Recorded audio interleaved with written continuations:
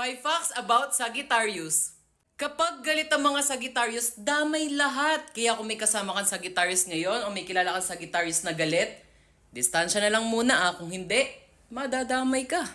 Ayaw ng mga Sagittarius na sinasabihan sila kung anong dapat gawin. Kasi imbis na gagawin na nila yun, tatama rin na yan. Wala na, hindi na nila gagawin yan. Magre-rebelde na yan. Mamarunong ka kasi. Great pretender ang mga Sagittarius. Pretender yan eh. Lagi nilang sinasabi, hindi na yan magtitiwala, hindi na yan maniniwala. Gusto nila sila yung magiging revenge, sila yung magiging karma ng mga heartbreaker. Pero pag tumagal, magtitiwala din.